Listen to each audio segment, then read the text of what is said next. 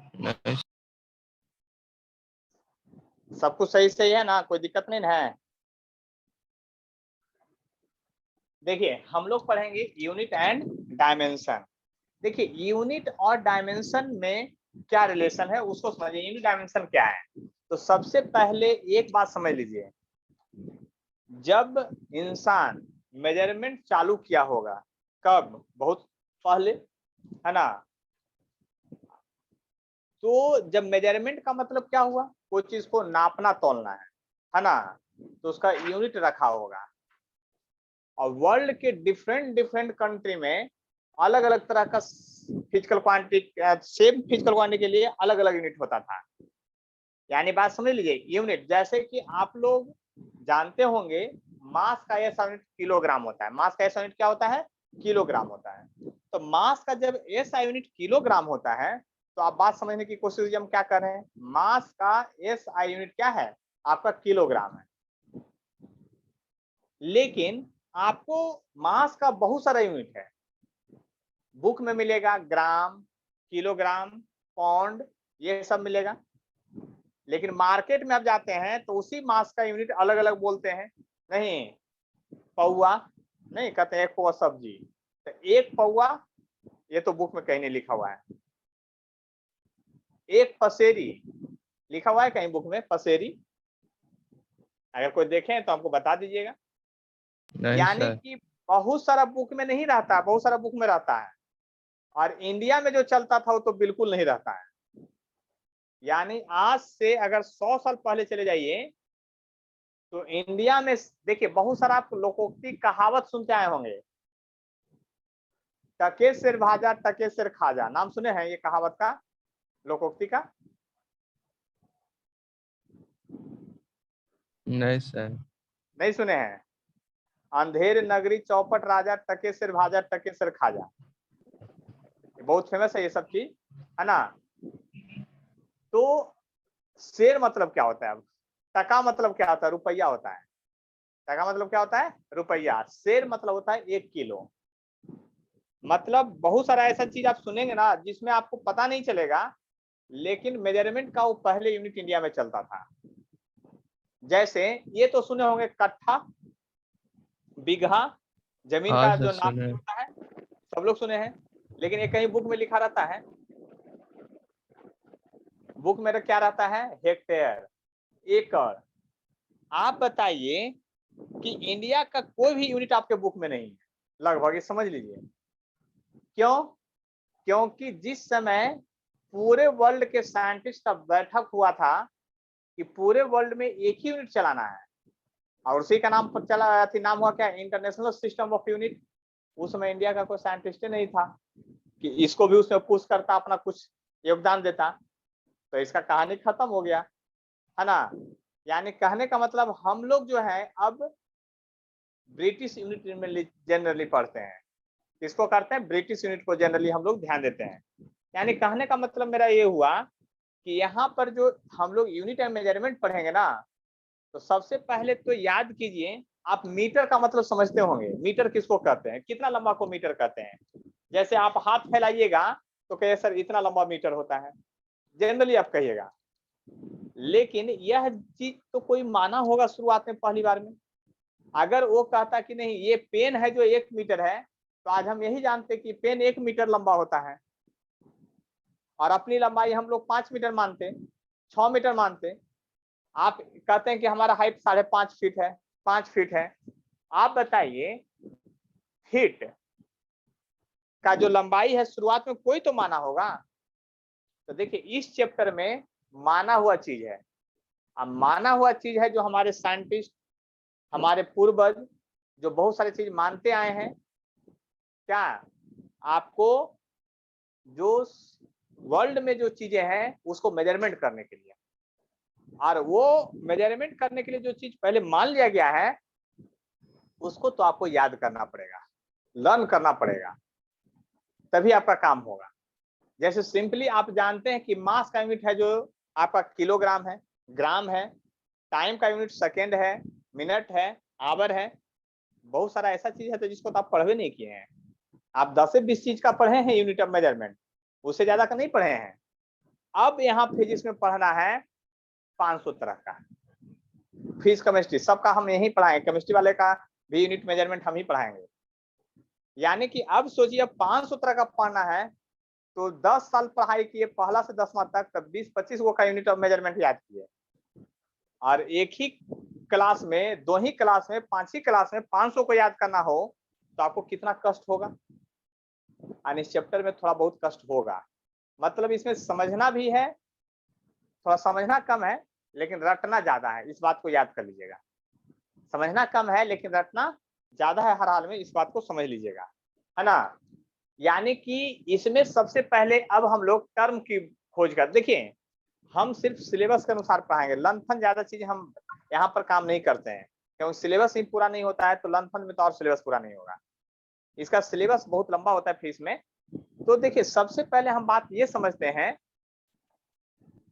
कि मेजरमेंट किसका करते हैं, कोई बताएंगे किस चीजों का मेजरमेंट होता है। तो जिसका फिजिकल, कोई भी फिजिकल क्वांटिटी का मेजरमेंट होता है, फिजिकल क्वांटिटी का मतलब भौतिक राशि। तो मेजरमेंट जब होता है तो किसका मेजरमेंट होता है, फिजिकल क्वांटिटी का। तो पहले फिजिकल क्वांटिटी क्या है ये जानेंगे तब ना उसका मेजरमेंट की बात करेंगे। तो फिजिकल क्वांटिटी भी आप बहुत तरह का नहीं जानते हैं, आप जानते हैं लंबाई का, लेंथ जानते हैं, मास जानते हैं, वॉल्यूम जानते हैं, फोर्स जानते हैं, ये सब जानते हैं। अब आपसे हम पूछ दें electric permittivity of free space, तो ये टर्म नहीं सुने हैं, ये फिजिकल क्वांटिटी का नाम ही नहीं सुने हैं, तो आप बताइए इसका मेजरमेंट कैसे कीजिएगा। इंडक्टेंस ऑफ कॉइल हम बोल दें, उसका मेजरमेंट कैसे कीजिएगा, क्योंकि उसके बारे में तो जानते ही नहीं है। तो पहले टर्म जानना है, तो टर्म जानने के लिए सबसे पहले हम लोग फिजिकल क्वांटिटी पढ़ेंगे और उसको थोड़ा थोड़ा लर्न करने की कोशिश करेंगे तो मजा आ जाएगा फिर। यानी कहने का मेरा मतलब है जो सिंपल है, यानी सबसे पहले हम लोग फिजिकल क्वांटिटी पर ध्यान देंगे, किस पर ध्यान देंगे, फिजिकल क्वांटिटी पर ध्यान देंगे, और तब फिर मजा आ जाएगा। नहीं तो फिजिकल क्वांटिटी क्या होता है वो समझ लीजिए। देखिए सबसे पहले इसमें टर्म एक आएगा physical quantity, physical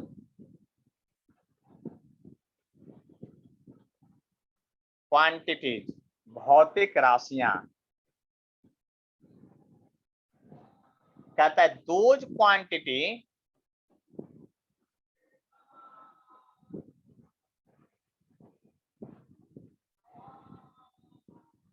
those quantities which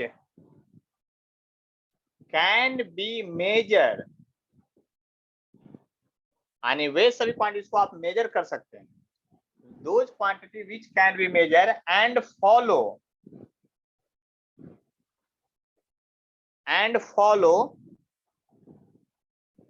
law of physics या science,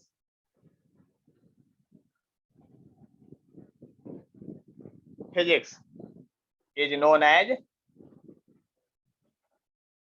physical quantity, physical quantity। ये बात समझ में आ गया, यानी कि जिसको आप मेजर कर सकते हैं और जो लॉ ऑफ फिजिक्स का पालन करे उसको हम लोग फिजिकल क्वांटिटी कहते हैं, उसको हम लोग क्या कहते हैं, फिजिकल क्वांटिटी कहते हैं। तो केमिस्ट्री में जो पढ़ेंगे टर्म क्या वो फिजिकल क्वांटिटी है, वो भी है, तो वो भी लॉ ऑफ साइंस है, इसीलिए तो बोले थे हम, आए समझ में। अब फिजिकल क्वांटिटी को स्टडी करने के लिए बहुत सारा तरीका है, तो इसमें कौन सा तरीका है, तो इसमें है on the basis of dependency, इसमें पढ़ेंगे डिपेंडेंसी के आधार पर, निर्भरता के आधार पर।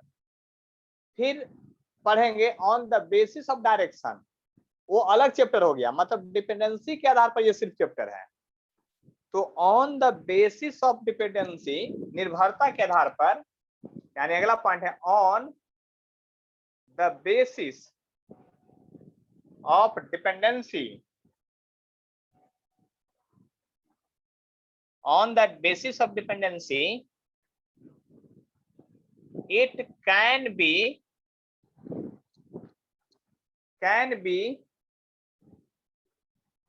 divided into, बेसिस किसके आधार पर, on the basis of dependency के आधार पर it can be divided into, first में फंडामेंटल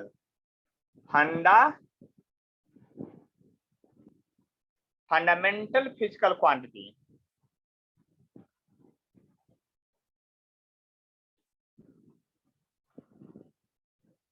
दूसरा में derived physical quantity. Physical quantities याद कीजिए, कौन? फंडामेंटल और डिराइव्ड की बात करते हैं। किसकी बात करते हैं? फंडामेंटल और डिराइव्ड। तो ये बात आप लोगों को समझ में आ गया, फंडामेंटल और डिराइव्ड। तो फंडामेंटल क्या होता है और डिराइव्ड क्या होता है, यानी बात समझने की हम लोग कोशिश करते हैं कि फंडामेंटल और डिराइव्ड क्या होता है। फंडामेंटल फिजिकल क्वांटिटी क्या होता है, डिराइव्ड फिजिकल क्वांटिटी क्या होता है।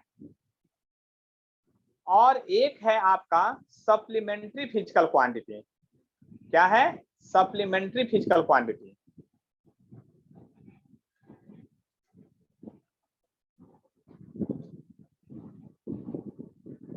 Supplementary physical quantity. तो सप्लीमेंट्री फिजिकल क्वांटिटी एक है, उसको हम लोग क्या कर रहे हैं, मतलब एक और है, एडिशनल है, उसको कहते हैं सप्लीमेंट्री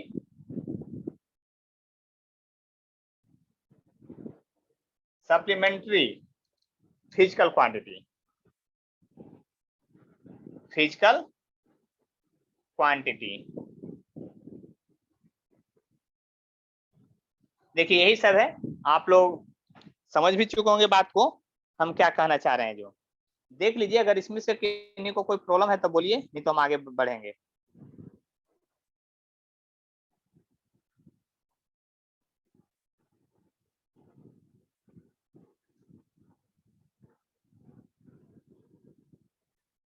चलिए तो आगे बढ़ते हैं, किन्हीं को कुछ नहीं पूछना है। देखिए तो बारी बारी से सबको हम लोग समझने की कोशिश करते हैं, है ना, बारी बारी से। देखिए सबसे पहले फंडामेंटल क्या होता है और डिराइव्ड क्या होता है, सप्लीमेंट्री की बाद में बात करेंगे। तो मेन जो है फंडामेंटल और डिराइव्ड है। तो फंडामेंटल का मतलब होता है मूल राशि, है ना। फंडामेंटल का मतलब क्या होता है? मूल। और डिराइव्ड का मतलब होता है व्युत्पन्न। जो दूसरे के द्वारा उत्पन्न हो उसको डिराइव्ड कहते हैं, और फंडामेंटल जो अपने आप निर्भर हो। यानी बात समझ लीजिए, फंडामेंटल फिजिकल क्वांटिटी किसको कहेंगे? तो वह क्वांटिटी जो अपने आप पर डिपेंड करे, अपने एक्सप्लेनेशन के लिए, अपनी व्याख्या करने के लिए, अपने आप को बतलाने के लिए किसी को, उसको दूसरे की सहायता नहीं पड़े, तो उसको कहते हैं फंडामेंटल। और वह जो दूसरे पर निर्भर हो अपना एक्सप्लेनेशन के लिए, उसको कहते हैं ड्राइव्ड। उसको क्या कहते हैं? ड्राइव्ड कहते हैं। इस बात को समझ लीजिएगा अच्छी तरह से, उसको क्या कहते हैं? ड्राइव्ड कहते हैं। बात समझ में आ जाएगा अच्छी तरह से हम क्या कहना चाह रहे हैं। जो तो फंडामेंटल और ड्राइव जो दूसरे, जैसे कि आप सिंपल एग्जांपल समझ लीजिए, है ना। यहां पर फंडामेंटल में पहले देख लेते हैं। देखिए पहला है फंडामेंटल।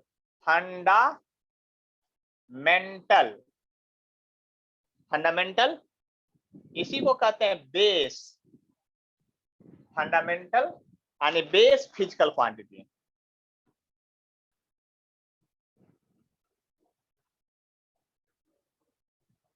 देखिए इसको हम लोग फंडामेंटल को ही बेस कहते हैं, ये बात ध्यान दीजिएगा। कहता है, सिंपल सा बात आप इसमें लिख सकते हैं, those physical quantity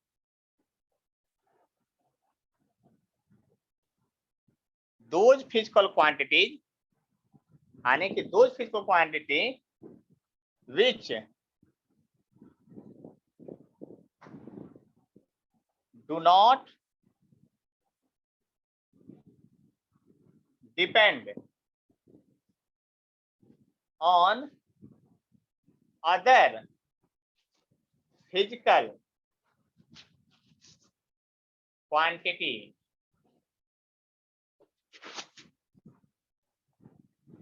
quantities for own explanation explanation, for own explanation और एक्सप्रेशन। एक्सप्लेन, देखिए एक्सप्लानेशन का मतलब होता है, मतलब अपने आप को व्याख्या करना। एक्सप्रेस मतलब होता है अपने आप को प्रदर्शित करना, या अपने आप को बतलाने के लिए, अपने आप को एक्सप्लेन करने के लिए जो दूसरे पर डिपेंड नहीं हो। तो ये लिखें, those physical which do not depend on other physical quantity for own explanation expression is known as क्या, known as fundamental physical quantity. उसको क्या कहते हैं, fundamental physical quantity, physical quantity. अब देखिए ध्यान समझिएगा, ये वो फंडामेंटल, इसकी जो संख्या है ना पूरे यूनिवर्स में, यानी physics, chemistry, math, biology, English, Hindi सब मिला करके या जनरल लाइफ में यूज करते हैं, मात्र 7 है। कितना है, 7 है। ये आपको याद करना पड़ेगा। तो यानी कि सबसे पहला पॉइंट में लिखेंगे दे आर 7 इन नंबर, इसकी संख्या 7 है। दे आर 7 इन नंबर, इसकी संख्या कितनी है, 7 है, मात्र 7 है। पहला में लेंथ, दूसरा में मास, तीसरा टेम्परेचर, ठीक है, चौथा में electric current, temperature, electric current, एक है आपका time, luminous intensity, luminous intensity, intensity, और सातवां में जो है amount of substance, amount of substance.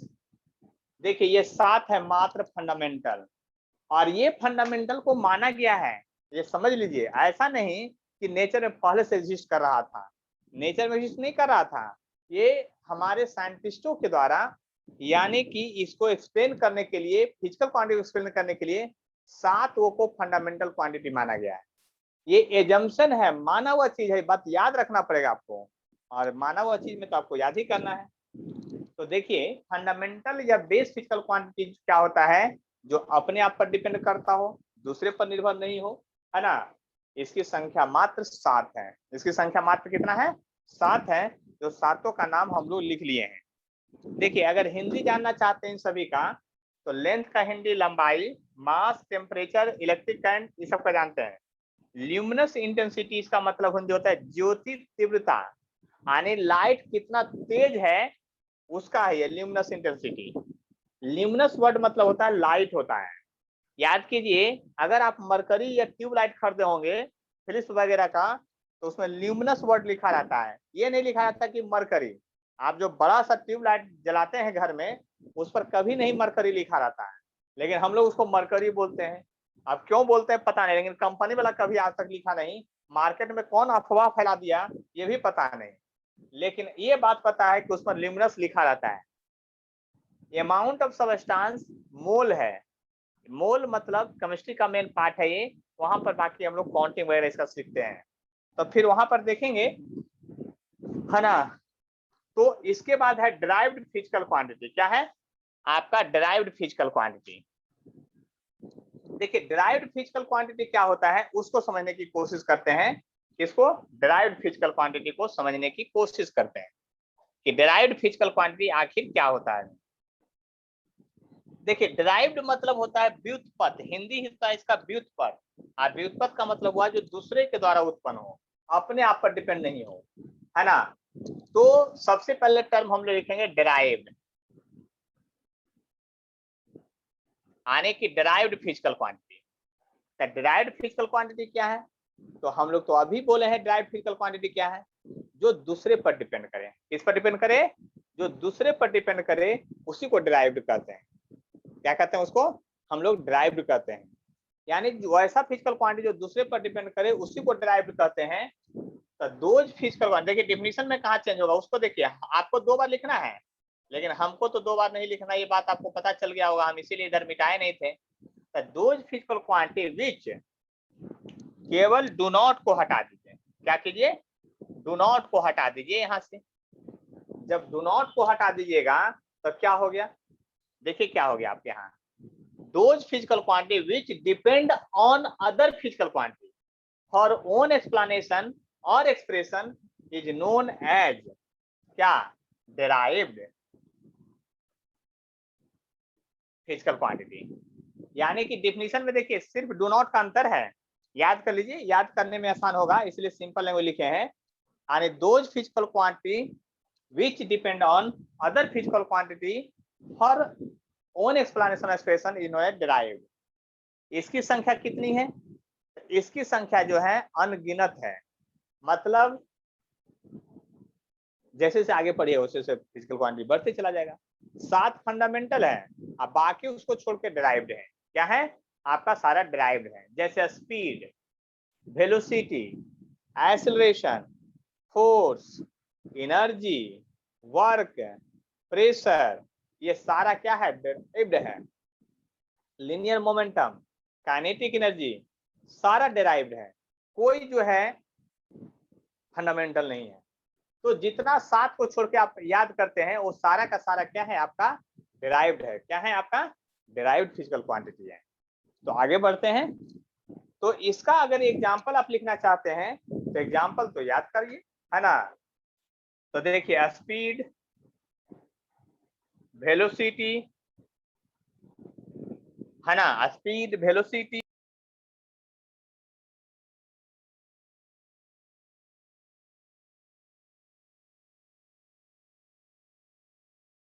क्या? एक्सेलरेशन, है ना, स्पीड, वेलोसिटी, एक्सेलरेशन, फोर्स, क्या? Force, work, energy, linear momentum. याद कीजिएगा ये अलग टर्म है, लिनियर मोमेंटम। सारा टर्म का यूनिट याद करवाएंगे इसलिए टर्म लिख रहे हैं ज्यादा। लिनियर मोमेंटम, डेंसिटी, है ना, डेंसिटी, प्रेशर, स्ट्रेस, क्या? Stress, pressure, stress. देखिए सरफेस टेंशन, है ना, surface tension, gravitational constant, gravitational constant जिसको कैपिटल जी से डिनोट करते हैं, प्लैंक्स कांस्टेंट, कांस्टेंट जिसको हम लोग H से डिनोट करते हैं, coefficient of viscosity, coefficient of viscosity. मतलब टर्म तो हम लिखते जाएंगे, खत्म होगा ही नहीं, क्योंकि आपको भी पता है कि ये खत्म नहीं हो सकता है। क्यों पता है आपको? क्योंकि आपको भी पता है कि अब ये अनगिनत है। मतलब 12th में हमने कहा ना कि 400-500 तरफ पढ़ना है, और अभी जो फिलहाल याद करना है, अभी देखिए सारा फीस का डायमेंशन नहीं पढ़ाएंगे, ये बात पहले समझ लीजिए। यानी पूरे आप सोचिएगा जे एडवांस का क्वेश्चन कल ही बना ले तो इसका नहीं बनेगा। क्यों? अब यूनिट डायमेंशन जो 12th का लास्ट चैप्टर में पढ़िएगा वो अभी कैसे आपको समझ में आएगा। तो अभी हम उतना ही पढ़ाएंगे जितना आपको समझ में आएगा, और यूनिट डायमेंशन एक्चुअली एक बार नहीं 2 बार पढ़िएगा तब जाके बात समझ में आएगा। आए बात समझ में कि नहीं? यानी कहने का मतलब ये है कि यूनिट डायमेंशन का पूरा पूरा आपसे अभी याद नहीं होगा, है ना। और अगर इस बात को समझना चाहते हैं तो देखिए, इस आपका एनसीईआरटी पेज नंबर 214 में दिया हुआ, इसीलिए बोले थे बुक निकालने के लिए, है ना। एनसीईआरटी 214 पेज नंबर में। लेकिन फिलहाल इतना समझ में आया कि नहीं, इसमें अगर किन्हीं को कोई प्रॉब्लम है तो हमको जरूर बतलाइए, कोई कष्ट नहीं होगा।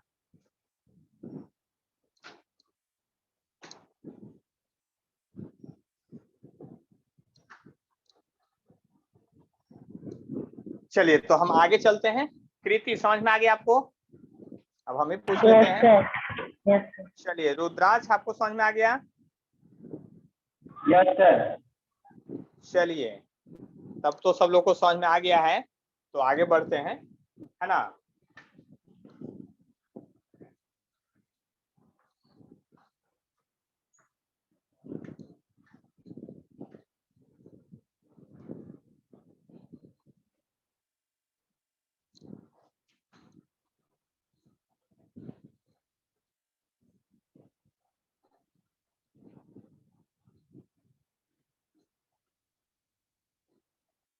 चलिए तो आगे बढ़ सकते हैं और ध्यान से समझने की कोशिश कीजिएगा। यहाँ पर देखिए, ये हुआ डेराइव्ड, ये क्या हुआ? Derived physical quantity. लेकिन याद कीजिए, एक बचा हुआ है सप्लीमेंट्री। यानी पूरे साइंस, पूरे फिजिक्स केमिस्ट्री में, मैथ में, सब कुछ जितना भी यूनिट है पूरे वर्ल्ड में, पूरे यूनिवर्स में, वो दो ही में आ गया, या तो फंडामेंटल या तो डिराइव्ड। लेकिन मैथ का दो गो यूनिट है, दो फिजिकल क्वांटिटी है, न जो फंडामेंटल में रहने को तैयार है, न डिराइव्ड में रहने को तैयार है। तो साइंटिस्ट सोचा अब इसको कहाँ रखें, नहीं फंडामेंटल में रहने को तैयार है, मात्र दो ही है वो, मात्र कितना है? दो ही है, ना फंडामेंटल में रहने को तैयार है ना डिराइव्ड में। तो कहा, इंग्लिश में वो वर्ड होता है सप्लीमेंट। सप्लीमेंट वर्ड का मीनिंग कितने लोग समझा सकते हैं, वो हमको बताइए। सप्लीमेंट वर्ड का मीनिंग क्या होता है? सप्लीमेंट फूड आइटम, डॉक्टर्स लोग लिखता है जब आप बीमार पड़ के जाते हैं, इसका मतलब होता है एडिशनल, मतलब एक्स्ट्रा, जो डेली खाते हैं ना, उसके अलावा ये विटामिन खाना है, उसको सप्लीमेंट्री फूड आइटम कहते हैं। सप्लीमेंट मतलब होता है एडिशनल, इसका मतलब ही है, इसका दूसरा वर्ड मीनिंग मतलब साइनोनिम्स जो समझते हैं उसका नाम ही है एडिशनल। तो यानी एडिशनल फिजिकल क्वांटिटीज को कहा जाता है। एडिशनल क्यों कहा गया भाई? तो सिंपल सा बात आप समझ लिया, एडिशनल क्यों कहें हम इसको, जो क्योंकि ना फंडामेंटल में रहने को तैयार है डिराइव्ड में, तो कहा कि इसको जोड़ दो एडिशनल में। एडिशनल मतलब कि एक्स्ट्रा में कर दो इसको, है ना। तो एक्स्ट्रा एडिशनल फिजिकल क्वांटिटी को हम लोग कहते हैं क्या? सप्लीमेंट्री। तो सप्लीमेंट्री फिजिकल क्वांटिटी को भी देख लेते हैं थोड़ा सा, है ना।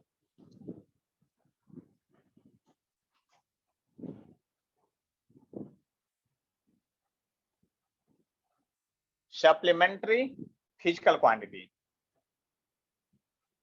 फिजिकल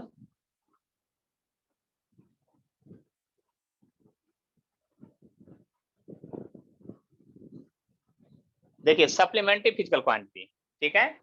इसमें लिखेंगे it is also known as additional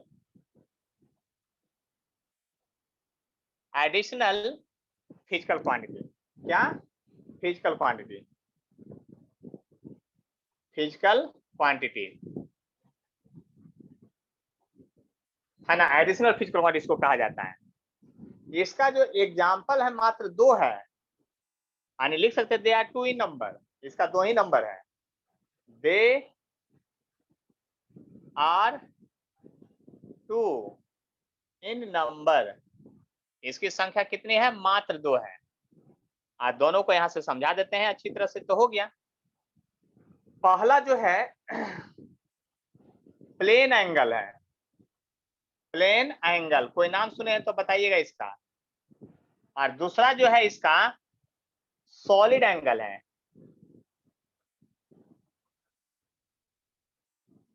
यही दो टर्म जो है आपका एडिशनल, आप फंडामेंटल में रहने को तैयार है, न किसमें? डिराइव्ड में। तो कोई हमको बता सकते हैं कि प्लेन एंगल और सॉलिड एंगल में क्या डिफरेंस? बताइए जल्दी से। कोई हमको बतला सकते हैं कि प्लेन एंगल और सॉलिड एंगल में क्या डिफरेंस है? Yes, sir. बोलिए। Yes, sir. A plane angle is measured around a point 2D object अच्छा, और and a solid? solid angle 3D object. अच्छा, 3D ऑब्जेक्ट, वेरी गुड। यानी कि आप जो बचपन से जानते हैं एंगल, उसी का नाम है प्लेन एंगल। जिसको आप एंगल कहते थे 30 डिग्री, 60 डिग्री, 90 डिग्री, वही एंगल का नाम, पूरा नाम है प्लेन एंगल, जिसको आप शॉर्ट में एंगल कहते थे। तो नाम ही है प्लेन एंगल, तो 2D के अराउंड बनेगा स्टैंडर्ड भाषा में, या सिंपल भाषा में ये देख लीजिए, एंगल आप ऐसे दिखाते थे, यही थीटा दिखाते थे। तो ये है आपका प्लेन एंगल का डायग्राम। तो देखिए ध्यान से समझिएगा, it's SI unit is radian है। क्या है? रेडियन है। इट्स SI यूनिट इज क्या है? आपका रेडियन है। इस बात को समझ लीजिए, इसका SI यूनिट क्या है? आपका रेडियन है। इस बात को समझ लीजिए अच्छी तरह से, तब बात आपको समझ में आ जाएगा। ठीक है, SI यूनिट क्या है? इसका रेडियन है। तो आगे बढ़ते हैं। अब देखिए, बात को अगर आगे समझने की कोशिश करते हैं तो हमें नहीं लगता है कि ज्यादा कष्ट आपको होगा। ठीक है, SI यूनिट इज क्या? रेडियन। तो देखिए, अब देखिए total angle in close figure, तो total angle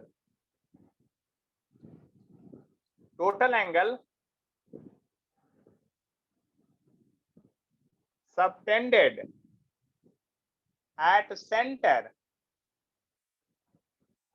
center of closed figure। Close figure क्या होगा आपका? जो भी क्लोज फिगर होगा, जैसे सर्किल है तो क्लोज फिगर है ये, तो इसके सेंटर में जो टोटल एंगल बनता है वो 360 डिग्री क्या होता है? इज 360 डिग्री, या इसी को लिखते हैं 2 पाई रेडियन। क्या लिखते हैं? 2 पाई रेडियन लिखते हैं, है ना। चूंकि पाई रेडियन बराबर होता है 180 डिग्री होता है, इस बात को याद कर लेना है। ठीक है, ये सब इसका इंफॉर्मेशन है। सॉलिड एंगल जो है 3D फिगर के चलते एंगल बनता है। यानी गुल्फी खाए होंगे आप लोग, गुल्फी समझते हैं ना, ऐसे ये वाला चीज खाए होंगे गुल्फी, ऐसा फिगर वाला। और यहाँ जो पॉइंट पर जो एंगल बनता है ना, ये एंगल को, तो ये एंगल देखिए वैसा नहीं है। इस एंगल को हम लोग डिनोट करते हैं ऐसे, पूरा सर्किल लगा करके ऐसे डिनोट करते हैं, जबकि यहाँ पर देखिए एंगल सीधा ऐसे दिखाते थे एरो से। तो इसी को कहते हैं, यहाँ जो एंगल सबटेंडेड किया उसको सॉलिड एंगल कहते हैं। क्या कहते हैं? सॉलिड एंगल कहते हैं। यानी कि क्लोज फिगर के द्वारा, यानी क्लोज बाउंड्री के द्वारा जो यहाँ पर बनेगा सेंटर पर, वो उसको हम लोग क्या कहेंगे? आपका सॉलिड एंगल कहेंगे। क्या कहेंगे? Solid angle. इसका SI यूनिट जो होता है, इट्स SI यूनिट इज अस्टेरेडियन। अस्टेरेडियन इसका क्या होता है? अस्टेरेडियन होता है। इस बात को समझ लीजिए। दूसरा, total solid angle subtended at center of a sphere। Circle के सेंटर पर नहीं, स्फीयर या क्यूबॉइड के सेंटर पर total angle subtended at the centre of.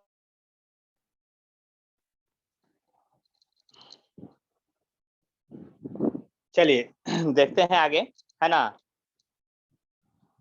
देखिए को यहाँ था, it's SI unit is steradian, a total solid angle subtended at the center of a sphere is क्या होगा? 4 पाई अस्टेरेडियन। याद रखिएगा 4 पाई अस्टेरेडियन होता है। देखिए सॉलिड एंगल का यूज 12th में होगा, अभी कहीं नहीं होगा। इलेक्ट्रोस्टैटिक चैप्टर है, वहीं पर थोड़ा बहुत यूज होता है, बाकी फिर इंजीनियरिंग कॉलेज में होता है। तो इसलिए उसका टेंशन ज्यादा नहीं लेना है, आपको इसी का टेंशन लेना है। इस सभी में से कोई कष्ट है तो हमको बतलाइए, क्योंकि अब ये आपका समाप्त हुआ, अब इसके बाद यूनिट चालू होगा। ये फिजिकल क्वांटिटी था, अब इसके बाद यूनिट चालू होगा। यूनिट क्या होता है उसको देखेंगे। चलिए, किन्हीं को कुछ नहीं पूछना है तो हम आगे बढ़ जाते हैं। देखिए, बात को समझने की अगर कोशिश करते हैं तो क्या होता है, यहां पर बात समझने की कोशिश करते हैं आखिर।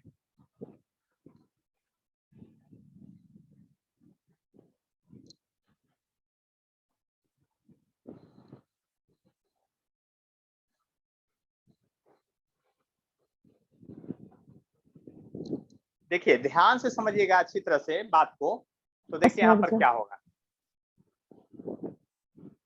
देखिए, यूनिट,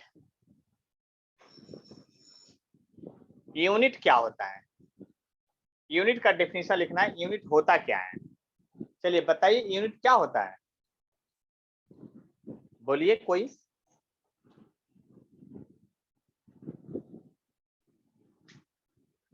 बोलिए, यूनिट क्या होता है, इस बात को समझना है आपको।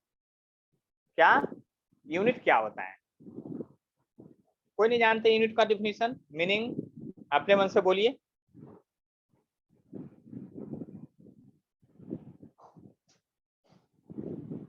नहीं बोल रहे हैं, चलिए तो हम आगे बढ़ जाते हैं। नहीं बोल रहे हैं तो क्या करें, है ना। हाँ बोलिए। अकेला वस्तु जो अपने में पूर्ण हो, वो यूनिट उसको थोड़ी कहते हैं, वो तो फंडामेंटल फिजिकल क्वांटिटी हो गया। यूनिट, यूनिट का डेफिनेशन है, जैसे आप मास का यूनिट किलोग्राम जानते हैं, तो किलोग्राम का डेफिनेशन। हाँ बोलिए, बोलिए जल्दी से। measurement of any physical quantity, measurement, वो भी अच्छा नहीं है। चलिए शुभ, हम आप बोलिए।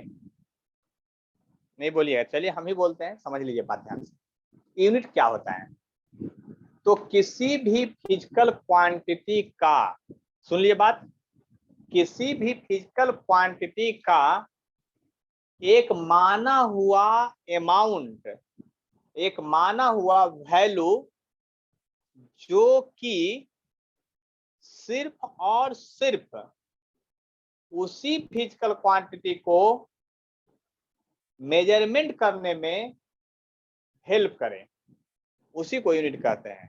फिर से देखिए, हम बोल रहे हैं किसी भी फिजिकल क्वांटिटी का एक माना हुआ वैल्यू, जो सिर्फ और सिर्फ उसी फिजिकल क्वांटिटी को मेजर करने में, यानी नापने तोलने में मदद करे, उसी को यूनिट कहते हैं। याद कीजिए, 1 किलोग्राम लगभग कितना होता है ये पता है आपको, 5 किलो कितना होता है पता है। आप बताइए, आपको 1 किलो पता है कि कितना होता है, ये बात आपको पता है अच्छी तरह से, हमको भी पता है 1 किलो क्या होता है। जो तो 1 किलो क्या होता है, अमाउंट, वह अमाउंट तो पहले कोई माना होगा कि 1 किलो इतने ही को कहते हैं। अगर अभी 1 मन समझते हैं 40 किलो के कहते हैं, अगर 40 किलो जितना भारी ऑब्जेक्ट होता है, मतलब एक बोरा में जो आटा बंद रहता है या गेहूं बंद रहता है उतना बड़ा, तो उसको अगर 1 केजी मानते, तो आपका वेट अब आज कितना बोलते हैं आप, 50 केजी बोलते हैं, कहते हैं कि सर 1 केजी है। हम ये कह रहे हैं कि शुरुआत में अगर कोई ये मान लेता कि 40 की जो जितना अमाउंट है उसको 1 केजी वो मान के रखता, साइंटिस्ट मेरा पीछे वाला जमाने वाला, तो आज अब अपना वेट बताते, जानते क्या, 1 केजी, 1.25 केजी, 1.5 केजी, उससे ज्यादा तो किसी का वेट नहीं होगा। 60 केजी ज्यादा किसी का नहीं होगा आप लोग में जो पढ़ रहे हैं। 40 केजी होगा, 45 होगा, 50 होगा, 55 होगा, यही होगा। तो वही बात बता रहे हैं हम, ध्यान से आप समझ लीजिए अच्छी तरह से कि ये मेजरमेंट माना हुआ चीज है, लेकिन यह सिर्फ और सिर्फ उसी को मेजर करने में हेल्प करेगा जिसके लिए माना गया है। जैसे मास के लिए माना हुआ चीज किलोग्राम है, लेंथ के लिए माना हुआ क्या है, आप बताइए स्टैंडर्ड यूनिट, कोई बोलिए जल्दी से। Metre, metre. टाइम के लिए second, सेकेंड, सब लोग जानते हैं सब। लेकिन अब ये टाइम के लिए अगर सेकंड माना गया है तो सेकंड सिर्फ टाइम को मेजर करेगा। अगर मीटर लेंथ का मेजरमेंट है तो सिर्फ लेंथ को मेजर करेगा। मास का मेजरमेंट अगर केजी है तो केजी मास ही को मेजर करेगा, सिर्फ दूसरे को मेजर नहीं करेगा। नहीं तो हम एक आध चीज बोल के सुनाते हैं, देखिए कितना अजीब लगेगा आपको। जैसे आप कहिएगा कि सर आज जो क्लास है अभी लगभग 1 घंटा चल गया होगा, है ना, तो आज कहिएगा सर आज का जो क्लास है ना 3 मीटर लंबा चला है। कैसा लग रहा है सुनने में? या कहिए सर आज जो है ना 10 किलो पढ़े हैं, नहीं। या फिर कहिए सर मेरा जो वजन है ना वो 40 सेकेंड है, नहीं। या दुकानदार के पास जाइए जहां पर चीनी मिलता है, आटा मिलता है, गेहूं मिलता है, सामान जो तौल के देता है, उसको जाके कहिए ना कि 2 मीटर आटा दे दो, उसके बाद देखिए डंडा लेके आपको भगा देगा। कितना आटा दे दो? 2 मीटर आटा। समझ रहे ना बात को? तो कहने का मतलब ये हुआ कि यहाँ यूनिट जिसके लिए माना गया है उसी के लिए सिर्फ ये यूज होता है। अब बताइए 7 गो फंडामेंटल पढ़ लिए, 2 गो डेराइव्ड पढ़ लिए, 9 गो और 2 गो सप्लीमेंट्री और डेराइव अनगिनत। अब अनगिनत फिजिकल क्वांटिटी, तो अनगिनत यूनिट भी, और यूनिट आपको याद करना पड़ेगा, इसका कोई दूसरा उपाय नहीं है। आपको लर्न करना पड़ेगा यूनिट को, और लर्न करेंगे तभी क्वेश्चन बनेगा। आए बात समझ में? इसको बैठ के याद करना पड़ेगा। तो यूनिट समझ में आया क्या है? किसी भी फिजिकल क्वांटिटी का माना हुआ वैल्यू है जो सिर्फ और सिर्फ उसी फिजिकल क्वांटिटी को मेजर करेगा, दूसरे के बारे में वो सोचेगा भी कभी नहीं। उसी को हम लोग क्या कहते हैं? यूनिट कहते हैं। अब समझ में आ गया सभी लोग को यूनिट क्या है? जो बोलिए जल्दी से। Yes sir. क्योंकि अब सिर्फ लिखना है, अब तो कोई काम करना नहीं। यूनिट को होता क्या है ना? देखिए हम अब इसका डेफिनेशन लिखते हैं यहाँ पर। The standard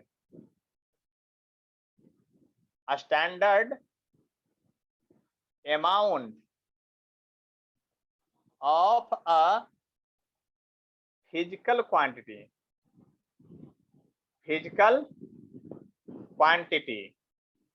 the standard amount of a physical quantity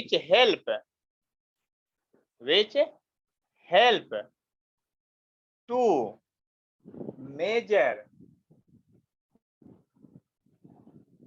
only that physical quantity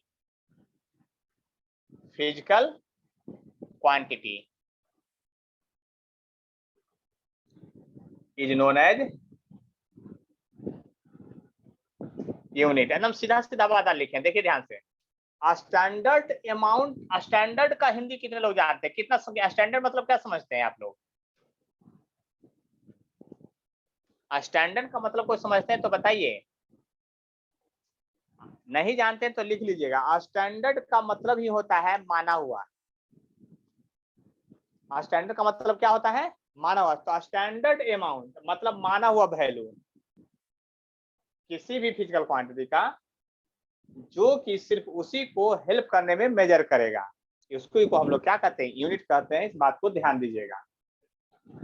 अब जब यूनिट की बारी आया तो यूनिट है तो बहुत सारा तरह का यूनिट होगा, तो सिस्टम ऑफ यूनिट है।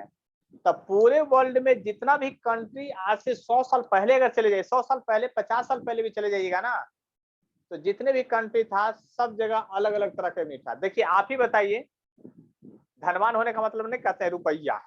इंडिया में क्या चलता है? रुपया। बांग्लादेश में क्या चलता है? टका। आप बताइए डॉलर कहाँ चलता है? अब एक ही चीज को मेजर करने के लिए अलग है, आपके धन संपत्ति को मेजर करने के लिए अलग अलग चीजें हैं। उसी तरह से मास को मेजर करने के लिए बिल्कुल अलग अलग चीज था। और हमारा इंडिया में मास का मेजर करने वाला तो अभी बता रहे थे क्या क्या है। हमारे इंडिया में आज से 50 साल पहले, 60 साल पहले, 100 साल पहले चले जाइए तो मेजर करने का जो टेक्निक आज आप जानते हो वो था ही नहीं।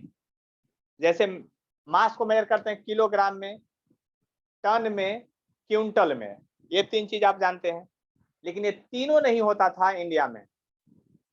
इसीलिए आपके दादा दादी अगर 80 साल के होंगे, 75 साल के होंगे, 60 साल के होंगे, तुमसे पूछिएगा कभी, है ना, तो मेजर क्या करते थे? पौआ। पौआ समझते हैं ना?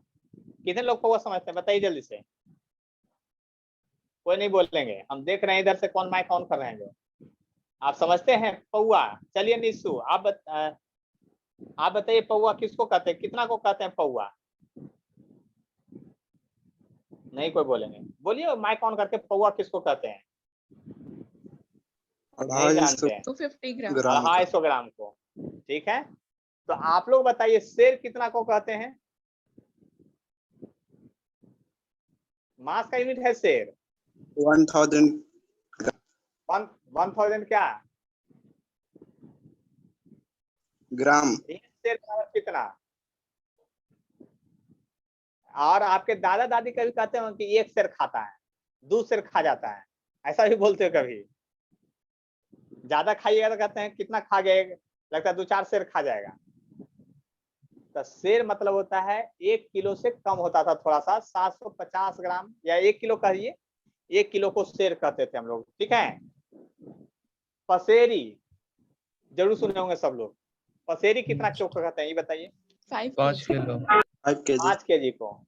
तो पहले 5 केजी नहीं चलता था, हमारे नियम पसेरी चलता था। मन किसको कहते हैं। 40 किलो। 40 kg। 40 किलो को मन कहते हैं। बताइए सब बुक में कभी आया है, नहीं आया है। लंबाई का यूनिट भी पहले अलग अलग था। हम लोग लंबाई इंडिया में मेजर करते थे बित्ता से, अंगुल से, 4 अंगुल। देखिए कविता विता भी जब पढ़िए पृथ्वीराज चौहान वाला है ना, वो सब पुराना वाला कविता, तो उसमें लंबाई जो मेजरमेंट होता है कविता में देखिएगा अंगुल, 4 अंगुल, 1 हाथ, 1 बित्ता, ऐसे करके मेजरमेंट होता था पहले। और खेत का मेजरमेंट जो होता था पहले बांस से होता था, 1 बांस लंबा, 2 बांस लंबा, 3 बांस लंबा। गजब है, वो तो अब सिस्टम में है ही नहीं आपका। तो और बताइए हमारे इंडिया में टाइम का मेजरमेंट क्या होता था पहले, ये बताइए आप लोग, अब सोच के बताइए। एक दिन में कितना पहर होता है ये बताइए। नहीं कहते हैं 1 पहर, 2 पहर, 3 पहर, 4 पहर। 4 तो पहर। 1 पहर में कई घंटा, 6 घंटा।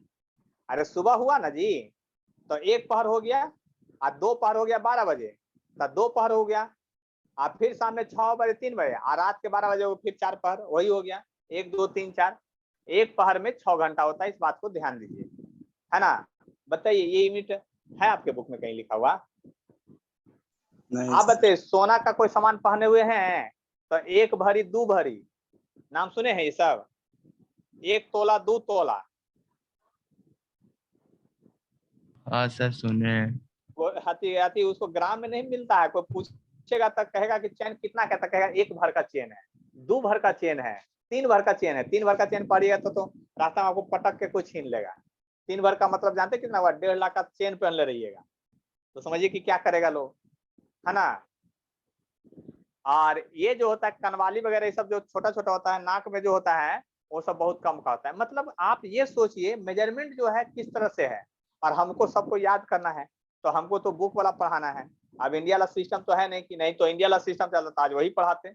1 शेर में कितना और 1 मन में कितना, ठीक है। टन, क्विंटल, केजी, ये सब गायब। आया बात समझ में। तो कहने का मतलब ये हुआ कि यूनिट जो होगा सबका अलग अलग होगा, और एक जिस फिजिकल क्वांटिटी का मेजरमेंट के लिए रहेगा वही होगा। तो सिस्टम ऑफ यूनिट भी बहुत तरह है, तो बहुत तरह है, लेकिन हमको जो पढ़ना है मेनली सीजीएस सिस्टम और एसआई, 2 गो, लेकिन 3-4 गो लिखते हैं हम लोग, जो बुक में दिया रहता है 9th क्लास में भी, है ना। सिस्टम ऑफ यूनिट, यूनिट का सिस्टम माने मेजरमेंट का सिस्टम का यूनिट क्या है। तो एक बहुत फेमस है पूरे वर्ल्ड में, FPS, foot pound second. in this system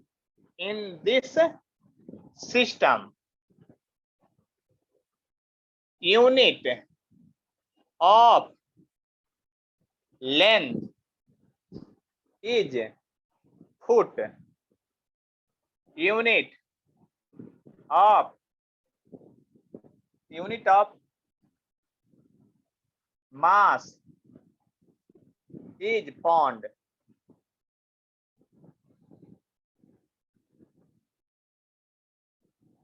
pond, ठीक है, and unit of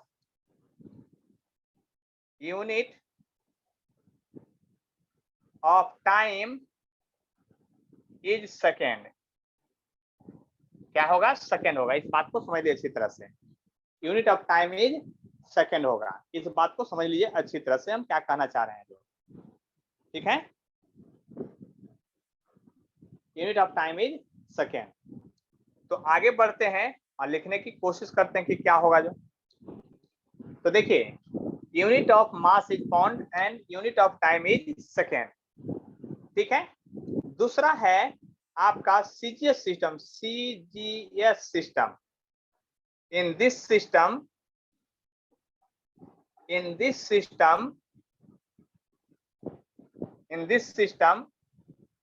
unit of length is centimeter, unit of mass is gram, and unit of क्या? Unit of time is second. देख लीजिए ध्यान से, इसको कहते हैं ब्रिटिश सिस्टम भी कहते हैं, या पीएस सिस्टम को ब्रिटिश सिस्टम भी कहते हैं। यानी इंग्लैंड में इसका जन्म हुआ था। कहाँ जन्म हुआ था? इंग्लैंड में जन्म हुआ था। ध्यान से समझ लीजिए, इसमें तो किन्हीं को कोई कष्ट नहीं रहा होगा। बाद में तो आप लोग को यूट्यूब से सर्च करके फिर लिख ही लेना है, वीडियो देख करके रोक रोक करके। सबको नोट्स बना के भेजिए। बहुत लोग नोट्स बना के नहीं भेजते हैं, नोट्स बना के भेजिए, तब ना हम चेक करेंगे कहाँ गलती है कहाँ सही है ना। ये सब पर भी वर्क होना चाहिए।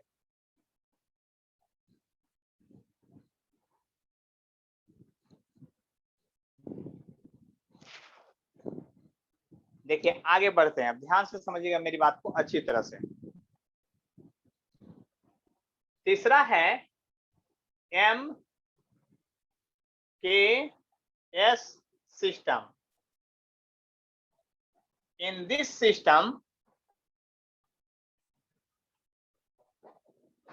System unit of length is metre,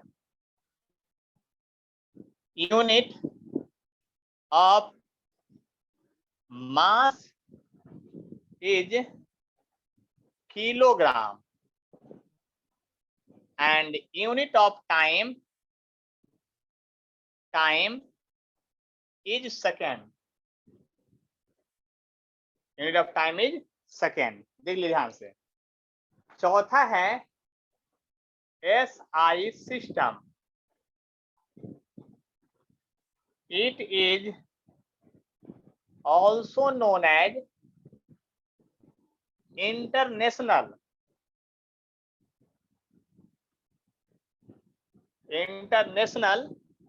system of unit. इसको हम लोग क्या कहते हैं? इंटरनेशनल सिस्टम ऑफ यूनिट भी कहते हैं। और मेनली आपको यही पढ़ना भी है, मेनली आपको क्या करना है? यही पढ़ना भी है, याद रखिएगा। मेनली हम लोग को क्या करना है? यही पढ़ना भी है, इस बात को ध्यान दीजिएगा। तो अब एक तरफ हम लोग लिखेंगे फिजिकल क्वांटिटी। क्या लिखेंगे? Physical quantity. और दूसरे तरफ लिखेंगे एसआई यूनिट। चार में से जो इंपॉर्टेंट है मेन आपका यही है, एसआई, और एक सीजीएस है। तो एक तरफ फिजिकल क्वांटिटी चलेगा और दूसरी तरफ क्या चलेगा? आपका एसआई यूनिट चलेगा, कि एसआई यूनिट उसका क्या होता है और उसका सिंबॉलिक रिप्रेजेंटेशन क्या होता है। जो दोनों चलेगा, साथ साथ चलेगा, ठीक है। तो बात समझने की कोशिश कीजिए, हम कहना क्या चाह रहे हैं। जो इसके बाद जो है ना, अब हम अगले क्लास में पढ़ाएंगे, क्योंकि इस देखिए आज तक जो पढ़ाए अभी आपको क्या लग रहा है? हम 11th का चीज पढ़ाए हैं। आप लोग तो बहुत खुश रहे, 11th में इतना आसान पढ़ना है। हमने 9th का चीज पढ़ाया है। ये सब सारा 9th में पढ़ना है। बुक पलट के देख लीजिएगा, एनसीईआरटी तक में बुक में दिया हुआ है। अगले क्लास से 11th का चीज पढ़ाएंगे, मतलब कि 9th वाला सिलेबस समाप्त हुआ। ये 9th में दिया हुआ है इतना चीज, आप जाके देखिएगा बुक में पूरी अच्छी तरह से दिया हुआ है। और अगले क्लास से 11 चालू होगा, मतलब कि 11th वाला यूनिट डायमेंशन, उसमें मजा आएगा, है ना। और आप लोग अगर बहादुर हैं तो एनसीईआरटी पेज नंबर 214, कुछ बुक में 218 में दिया होगा। अगर बुक आपके पास है तो पलट लीजिए, 1 मिनट आधा मिनट टाइम लगेगा। एनसीईआरटी पहला बुक का 214 पेज नंबर 214 या 218 पेज नंबर 2 में होगा। कुछ बुक में 2000 उतना में है, पुराना वाला में, नया वाला में कुछ अलग है। तो देखिए दो निकाल लिए होंगे। देखिए उसमें क्या दिया होगा ना, फिजिकल क्वांटिटी दिया होगा और फिर फिजिकल रिलेशन दिया होगा। जैसे कि वहां लिखा होगा आपका वॉल्यूम बराबर, ऐसे लिखा हुआ होगा लेंथ गुने ब्रेथ गुने हाइट, ऐसे लिखा हुआ होगा, है ना। फिर आपका एरिया बराबर लिखा होगा लेंथ गुने ब्रेथ लिखा हुआ होगा। डेंसिटी बराबर होगा मास बाई वॉल्यूम लिखा हुआ होगा फार्मूला के रूप में। फोर्स बराबर लिखा होगा मास इनटू एक्सेलरेशन, ऐसा फार्मूला चार्ट में बना दिया हुआ है। आप लोग कम से कम 20 तक फार्मूला याद करके रखिएगा। अगले क्लास में हम पूछेंगे मतलब सबका फार्मूला क्या होता है, ऐसे पहले सब पढ़ लिए हैं आप लोग, 8 9 में सब पढ़ा हुआ है, लेकिन इसलिए पूछेंगे क्योंकि वहां एक जगह दिया हुआ है, आप याद कर लेंगे तो आपको फायदा होगा। देख लीजिए ध्यान से। तो आज का क्लास हम यही एंड करते हैं, है ना। और आज जो है वीडियो अपलोड नहीं करेंगे। क्या करेंगे, वीडियो अपलोड नहीं करेंगे क्योंकि कम टाइम है। अगले क्लास में सारा वीडियो मतलब 2 क्लास का मिला के एक ही साथ अपलोड कर देंगे इसका, ठीक है। क्योंकि ये आसान है, बहुत ज्यादा कुछ है नहीं कि कर देंगे। बोलिए जल्दी से, आप लोग लिखना है आप लोग को। Yes, sir. अच्छा कर देंगे तो रहने दीजिए, कोई दिक्कत नहीं है, ठीक है। तो अब अगले क्लास में जो है सबसे मेन और इम्पोर्टेंट टॉपिक चलेगा